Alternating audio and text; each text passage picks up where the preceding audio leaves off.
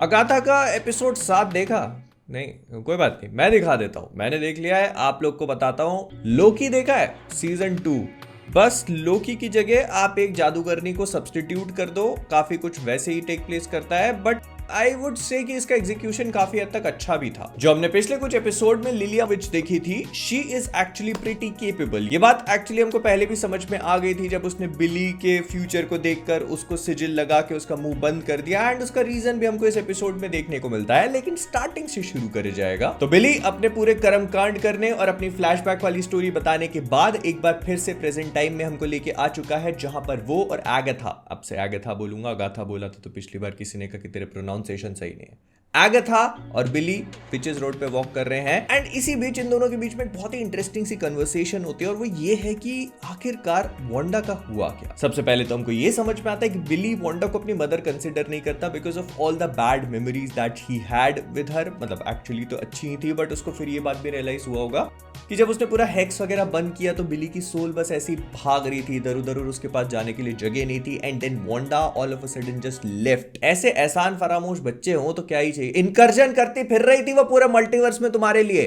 तो हमको ये समझ में आ गया कि बिली अब उसको अपनी मदर कंसिडर नहीं करता, इसी वजह से नाम से भी बुलाता है। लेकिन इसके साथ में उसके पीछे का लॉजिक भी समझ में आने लगता है, बिकॉज बिली अपनी एक्चुअल फैमिली को पेरेंट्स की तरह कंसिडर करने लग गया है। उसने वांडा के साथ तो कुछ दिन ही बिताए थे उस एक्स के अंदर, लेकिन विलियम कैप्लन का जो परिवार है उसके साथ तो पिछले 3 सालों से रह रहा है, जो उसको बहुत ही अच्छी तरह से ट्रीट कर रहे हैं। उसके बॉयफ्रेंड के लिए नाश्ता, खाना, डिनर, लंच, सब चीजों की व्यवस्था करी जा रही है। तो क्यों ही वो उस लेडी को मिस करेगा जिसको वो अच्छे से जानता तक नहीं है। मतलब उसकी वांडा को लेकर जो कुछ भी मेमोरीज होंगी वो एक ही झटके में शैटर हो गई होंगी जब उसको इस बात का रियलाइजेशन हुआ कि वांडा ने एक्चुअली में वेस्टव्यू में क्या करा था। ये कौन समझेगा कि किसके लिए किया, लेकिन हो तो गया ही होगा। सो बिली एक्चुअली हेट्स वांडा, लेकिन वो उसके 3 ही सेकंड बाद पूछ लेता है कि क्या अभी तक जिंदा है कि नहीं। तो एगाथा कहती है कि यस, नो, मे बी।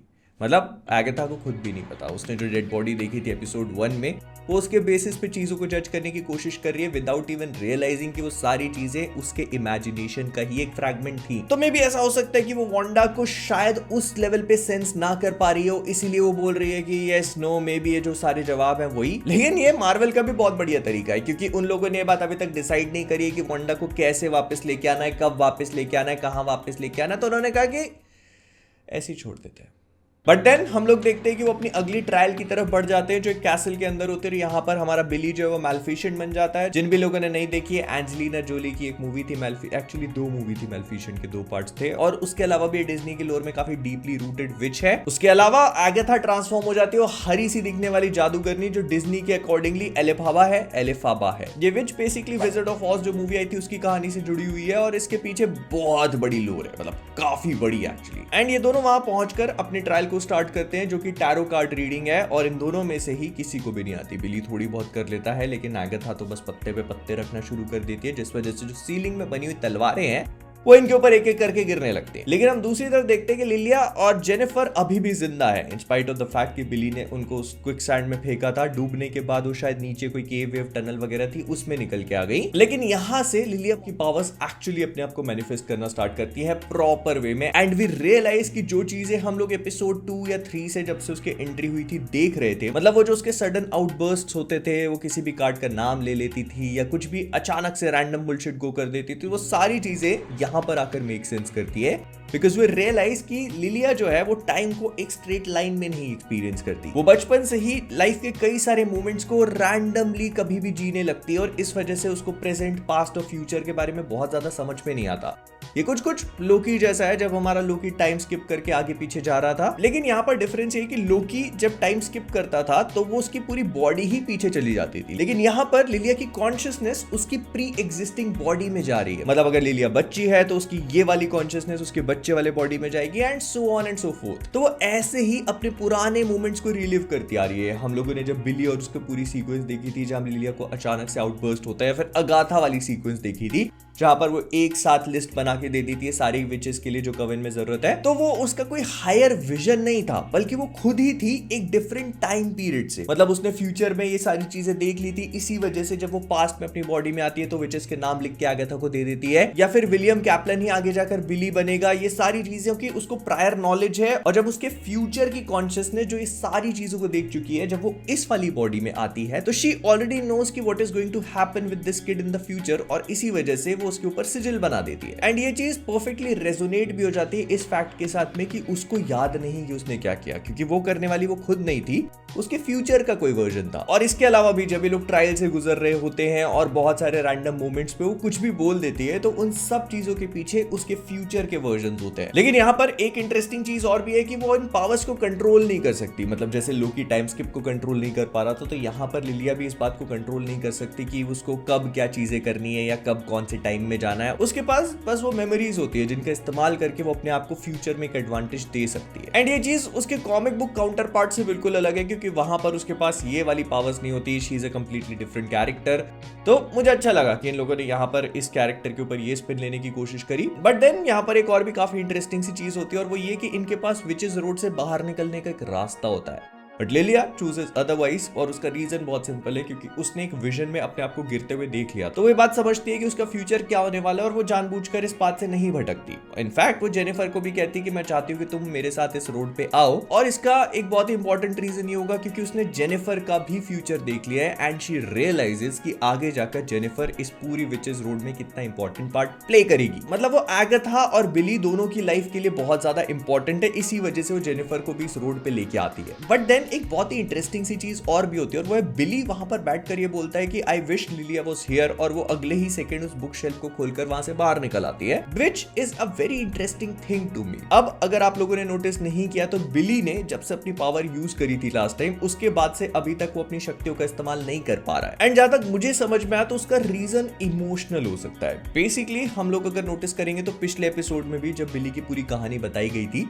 तो उसमें वो दूसरों के माइंड्स को तब रीड कर पा रहा था जब वो बहुत ज्यादा इमोशनल होते हैं, बहुत ज्यादा लाउड होते हैं emotionally. And the same thing happens as well in this episode. जब लिलिया बहुत ज्यादा लाउड हो जाती है इमोशनली, तब बिली उसके माइंड को रीड कर लेता है। वो कहती है कि तुम मेरा माइंड रीड कर रहे हो, कह रहा है कि नहीं, you are just too loud. तो मतलब बिली अपनी पावर्स को फुली कंट्रोल नहीं कर सकता। इनफैक्ट वो अपनी पावर्स का इस्तेमाल भी नहीं कर सकता जब तक वो या फिर सामने वाला बहुत ज्यादा इमोशनल ना हो। मतलब आगथा ने उसको प्रोवोक किया, उसने उठा करके सबको दलदल में फेंक दिया, वो अपने पावर्स, अपने दिमाग खुद के कंट्रोल में नहीं था तब। तो यहाँ पर भी उसने शायद इमोशनली इस चीज को सोचने की कोशिश करी कि लिलिया वहां पे पहुंच जाए, एंड दस लिलिया अपीयर्ड। और ये चीज ना थोड़ी बहुत कॉमिक बुक से भी कनेक्टेड हो सकती है। तो क्योंकि अब बात छिड़ी गई है तो आपके ऊपर थोड़ा सा छिड़क ही देता हूं। तो कॉमिक बुक्स में क्या होता है कि जब बिली को अपनी पावर्स मिलती है तो उसको समझ में नहीं आता कि इनका इस्तेमाल कैसे करना है। वो बिल्कुल भी इनके कंट्रोल में नहीं होता। लेकिन जो उसके एक्चुअल पेरेंट्स होते हैं, मतलब बायोलॉजिकल वांडा और विजन नहीं, जो एक्चुअल उसके पेरेंट्स उसको पाल रहे होते हैं, विलियम कैप्लन के पेरेंट्स, उनकी थेरेपी वाली सेल्फ हेल्प किताब को पढ़ के वो धीरे धीरे अपनी पावर्स को कंट्रोल करना स्टार्ट कर देता है।